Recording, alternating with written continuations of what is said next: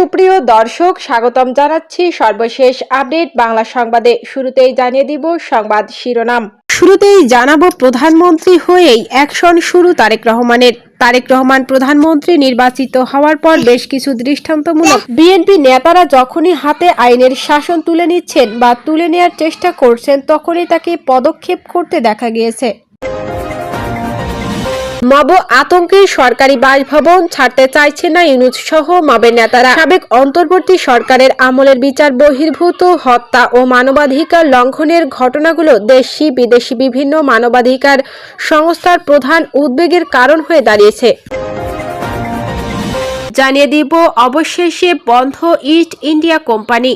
একসময় বিশ্ব বাণিজ্যে প্রভাব বিস্তার করা এ কোম্পানি ভারত ও এশিয়ার নানা অঞ্চলে শোষণ, লুটপাট ও নিপীড়নের জন্য কুখ্যাত হয়ে আছে। ইতিহাসের পাতায় তাই ইস্ট ইন্ডিয়া কোম্পানির নাম আজও বিতর্কের সঙ্গে উচ্চারিত হয়। সর্বশেষ জানাবো ইরানের বিপ্লবী গার্ডের দাবি, ইসরায়েলের উপর ব্যাপক ক্ষেপণাস্ত্র ও ড্রোন হামলা শুরু। ইসরায়েলের ওপর ব্যাপক ক্ষেপণাস্ত্র ও ড্রোন হামলা শুরু হয়েছে বলে ইরানের বিপ্লবী গার্ড বাহিনী এক বিবৃতিতে ঘোষণা করেছে। এতক্ষণ শুনছিলেন সংবাদ শিরোনাম, এবারে জানাবো বিস্তারিত সংবাদ। প্রধানমন্ত্রী হয়েই অ্যাকশন শুরু তারেক রহমানের। তারেক রহমান প্রধানমন্ত্রী নির্বাচিত হওয়ার পর বেশ কিছু দৃষ্টান্তমূলক পদক্ষেপ তারেক গণমানুষের আকাঙ্ক্ষা কতটা পূরণ করতে পারবেন, এগুলো কি শুধুই লোক দেখানো? যেহেতু তিনি প্রধানমন্ত্রী হয়েছেন এবং সদ্য দায়িত্ব নিয়েছেন, সেই জন্যই একটা ইতিবাচক মনোভাব তৈরি করার তার এই সব পদক্ষেপ, নাকি সত্যিকার অর্থেই আগের সব শাসকদের থেকে তিনি একটি ব্যতিক্রমী হয়ে থাকতে চান? হাসিনা প্রধানমন্ত্রী থাকাকালীন দলে একবার শুদ্ধিকরণ প্রক্রিয়া চালু করেন।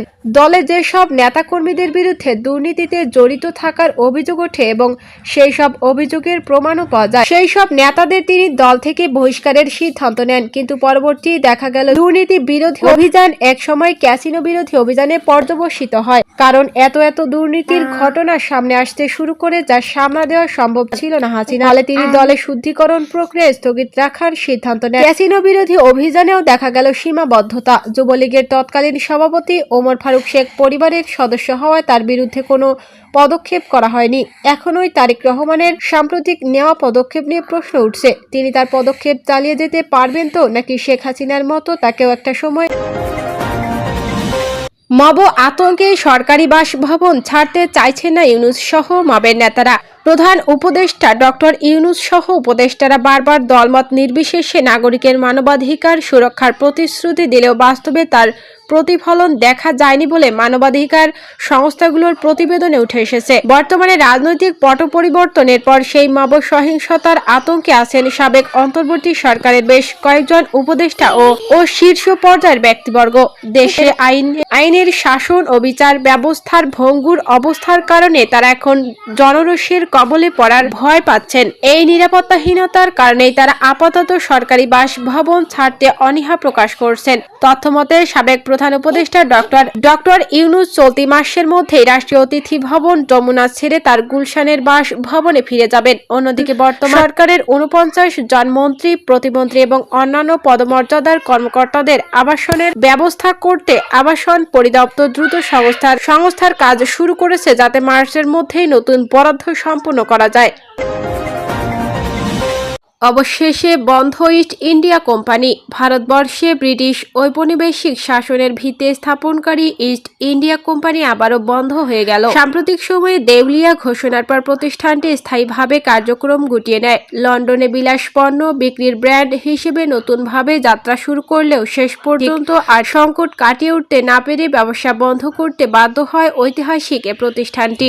একসময় বিশ্ব বাণিজ্যে প্রভাব বিস্তার করায় কোম্পানি ভারত ও এশিয়ার নানা অঞ্চলের শোষণ, লুটপাট ও নিপীড়নের জন্য কুখ্যাত হয়ে আছে। ইতিহাসের পাতায় তাই ইস্ট ইন্ডিয়া কোম্পানির নাম আজও বিতর্কের সঙ্গে উচ্চারিত হয়। ইন্ডিয়া টুডে এক প্রতিবেদনে জানায়, প্রায় 150 বছর আগে কোম্পানিটি বন্ধ ঘোষণা করা হয়। তবে 2010 সালে ব্রিটিশ ভারতীয় ব্যবসায়ী Sanjiv Mehta East India Company নামের স্বত্ব কিনে নিয়ে লন্ডনে এই কোম্পানিকে পুনরুজ্জীবিত করেন। তিনি কোম্পানিকে বিলাস পণ্যের খুচরা ব্র্যান্ড হিসেবে নতুন করে পরিচিত করেন। তবে এ বিস্তারের পেছনে ছিল শোষণ, কৃষকদের নীল তেল সহ অর্থকরী ফসল চাষে বাধ্য করা এবং রপ্তানি নির্ভর কঠোর নীতি, যার ফলে ভয়াবহ দুর্ভিক্ষ ও জনদুর্ভোগ দেখা দেয়। অবশেষে 1857 সালের সিপাহী বিদ্রোহের পর কোম্পানির শাসনের অবসান ঘটে এবং ভারতের শাসনভার সরাসরি ব্রিটিশ সরকারের হাতে ন্যস্ত হয়। পরবর্তী সময়ে 1874 সালে ব্রিটিশ পার্লামেন্ট আনুষ্ঠানিকভাবে কোম্পানিটিকে বিলুপ্ত ঘোষণা করে। ইরানের বিপ্লবী গার্ডের দাবি, ইসরায়েলের উপর ব্যাপক ক্ষেপণাস্ত্র ও ড্রোন হামলা শুরু। ইসরায়েলের উপর ব্যাপক ক্ষেপণাস্ত্র ও ড্রোন হামলা শুরু হয়েছে বলে ইরানের বিপ্লবী গার্ড বাহিনী এক বিবৃতিতে ঘোষণা করেছে। তারা বলে, ইরানের বিভিন্ন স্থানে আজকের হামলার পর ইসরায়েলের উপর ব্যাপক ক্ষেপণাস্ত্র ও ড্রোন হামলা শুরু হয়েছে। তেহরান সহ কয়েকটি শহরে হামলার পর ইসরায়েলকে লক্ষ্য করে কয়েকটি ক্ষেপণাস্ত্র ছুড়েছে ইরান, এগুলো রুখে দেওয়ার কথা জানিয়েছে ইসরায়েলের বিমান বাহিনী। ইসরায়েল ডিফেন্স ফোর্স আইডিএফ এক বিবৃতিতে জানিয়েছে, ইসরায়েলের ভূখণ্ড লক্ষ্য করে ইরানের দিক থেকে আসা কিছু ক্ষেপণাস্ত্র তারা চিহ্নিত করেছে। বিবৃতিতে বলা হয়েছে, অল্প কিছুক্ষণ আগে ইসরায়েল রাষ্ট্রের দিকে ইরান থেকে নিক্ষেপ করা ক্ষেপণাস্ত্র শনাক্ত হওয়ার পর দেশের বিভিন্ন এলাকায় সাইরেন বাজানো হয়েছে। সাধারণ জনগণকে হোম ফ্রন্ট কমান্ডের নির্দেশনা অনুসরণ করার জন্য অনুরোধ করা হচ্ছে। এই মুহূর্তে ইসরায়েলি বিমান বাহিনী প্রয়োজন হলে আঘাত হানার মাধ্যমে হুমকি নিষ্ক্রিয় করার জন্য কাজ করছে।